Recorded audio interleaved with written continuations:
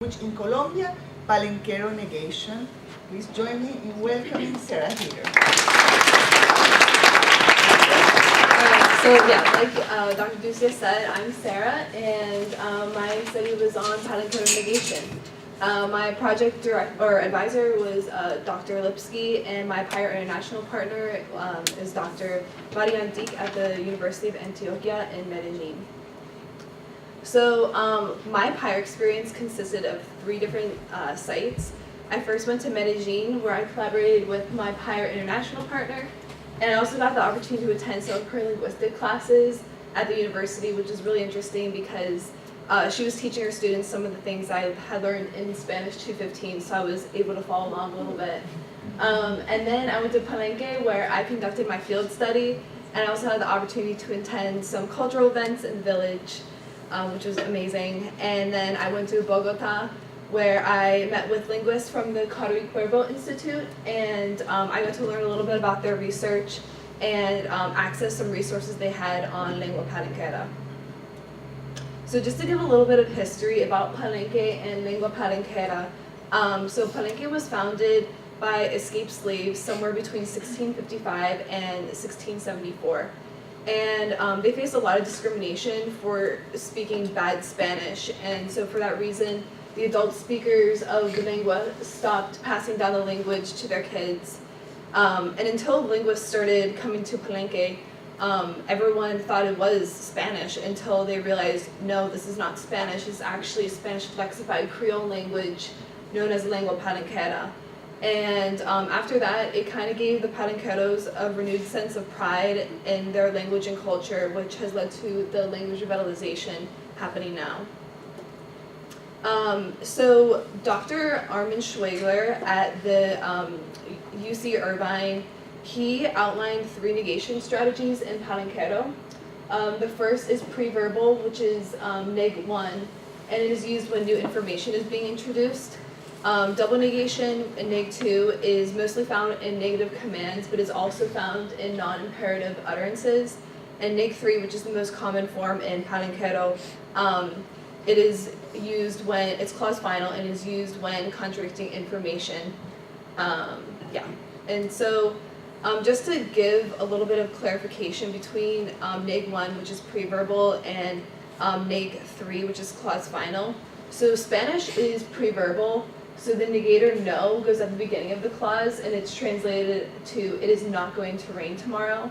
And then Palenquero is clause final, with the negator nu coming at the end of the clause, and it is translated to it is going to rain tomorrow not. And so the 2 questions we asked is, do language revitalization efforts impact the placement of negation? And Schwegler also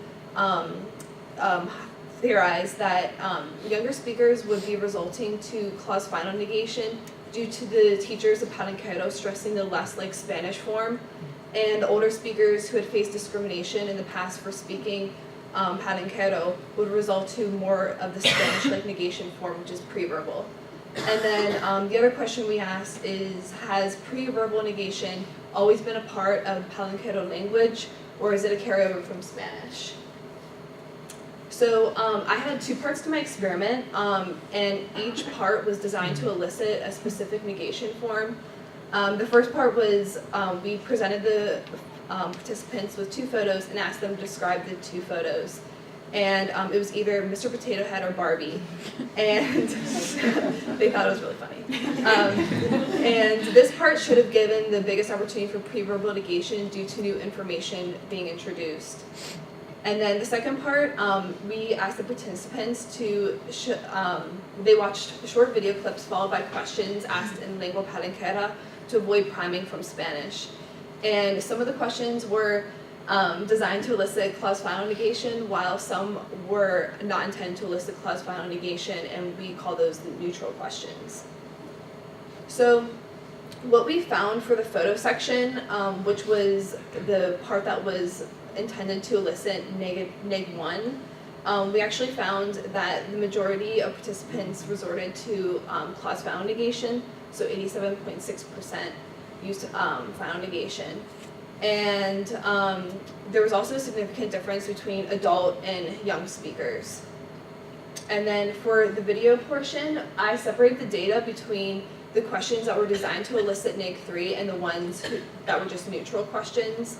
And even then, there was more of a preference for neg 3, and there was no significant difference between the questions, the two questions that were asked, and between young and adult speakers.